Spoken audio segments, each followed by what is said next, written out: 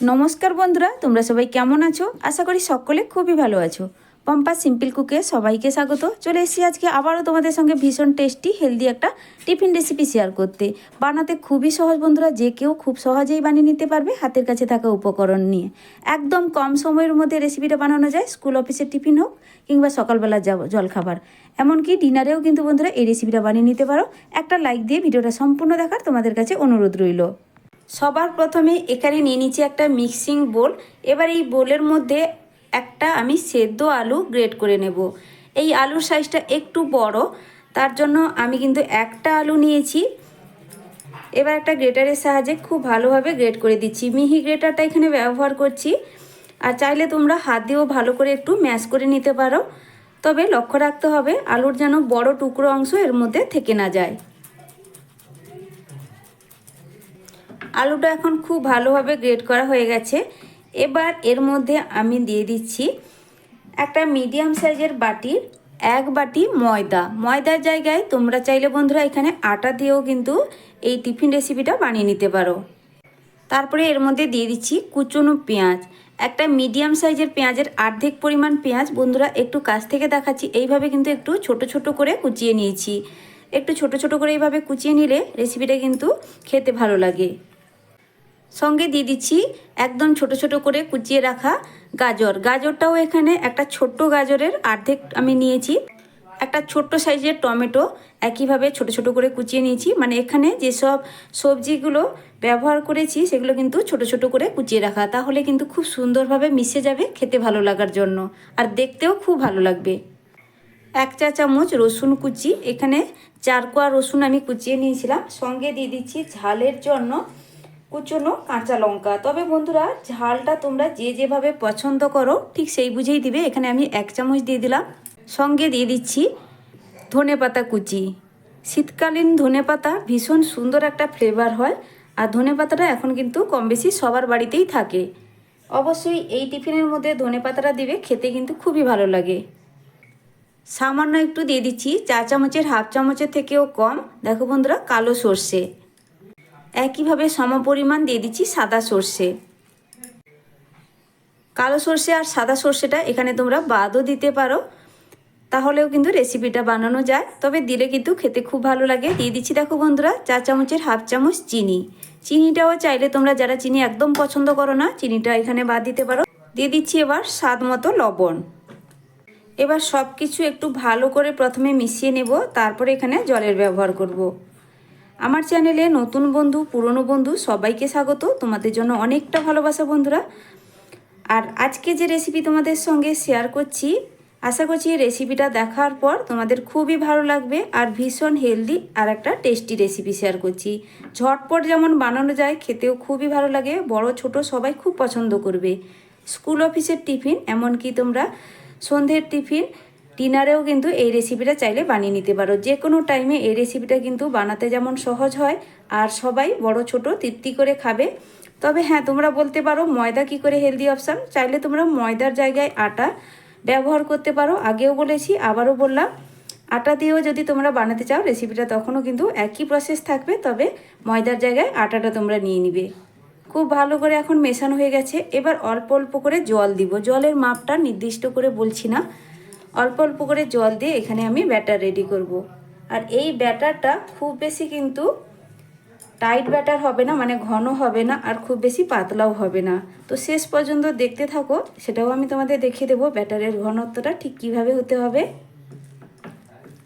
জলটা একসঙ্গে বেশি করে দেওয়া যাবে না, অল্প অল্প করে দিয়ে এইভাবে কিন্তু মিশিয়ে নিতে হবে। তো বন্ধুরা দেখো, ব্যাটারটা কিন্তু একদম রেডি হয়ে গেছে। অল্প অল্প করে জল দিয়ে ঠিক এই ঘনত্বের আমি ব্যাটার রেডি করেছি। এটা কিন্তু খুব বেশি পাতলা না, কারণ এই ব্যাটার একটু আরও পাতলা হয়ে যাবে, কারণ এখানে আমি ডিম ব্যবহার করব। তবে এই অবস্থায় তোমরা একটু চেক করে দেখে নিবে লবণের পরিমাপটা ঠিক আছে কিনা। আমি এখানে সামান্য একটু লবণের ব্যবহার করেছি, কারণ আলুটা সেদ্ধ করার সময় যেহেতু আমি লবণ দিয়ে সেদ্ধ করিনি, এখানে কিন্তু একটু লবণের প্রয়োজন ছিল। তো সেই স্বাদ বুঝে আমি কিন্তু এখানে আবারও সামান্য একটু লবণ দিয়ে ভালো করে মিশিয়ে নিয়েছি। তো সেটাও তোমরা একটু দেখে নেবে। লবণের পরিমাপটা ঠিক থাকলে রেসিপিটা খেতেও কিন্তু খুব ভালো লাগবে। এবার এর মধ্যে দিয়ে দিচ্ছি ডিম। আমি এখানে 2টো ডিমের ব্যবহার করছি, চাইলে তোমরা একটা ডিমও ব্যবহার করতে পারো। তবে ডিম ছাড়াও যারা রেসিপিটা বানাতে চাও, ডিম পছন্দ করো না, সেক্ষেত্রে ডিম বাদ দিয়েও কিন্তু রেসিপিটা খুব ভালোভাবে বানানো যায়, খেতেও কিন্তু খুব ভালো হয়। তবে আমি 2টো ডিম ব্যবহার করলাম, ডিম দেওয়াতে রেসিপিটা আরও ভীষণ হেলদি হয়ে উঠবে আর খেতেও ভালো লাগবে।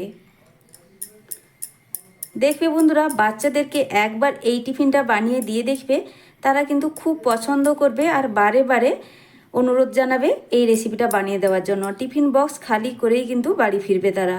ডিমটা ভালো করে মিশিয়ে নেওয়া হয়ে গেছে। এবার দেখো বন্ধুরা, ব্যাটারের ঘনত্বটা একটু তুলে দেখাচ্ছি। আগের তুলনায় দেখো একটু পাতলা হয়েছে। যারা ডিম ব্যবহার করবে না, সেক্ষেত্রে সামান্য একটু জল দিয়ে ব্যাটারটাকে ঠিক এইভাবে বানিয়ে নেবে। এবার ব্যাটারটা তো একদম রেডি। টিফিনটা এবার ঝটপট বানিয়ে নেব। 10 মিনিট সময় থাকলে এই রেসিপিটা কিন্তু বন্ধুরা বানিয়ে নেওয়া যায়, শুধুমাত্র আলুটুকু সেদ্ধ করার সময় ছাড়া। টিফিনটা তৈরি করে নেওয়ার জন্য গ্যাসে বসিয়ে দিয়েছি একটা ফ্রাইং প্যান।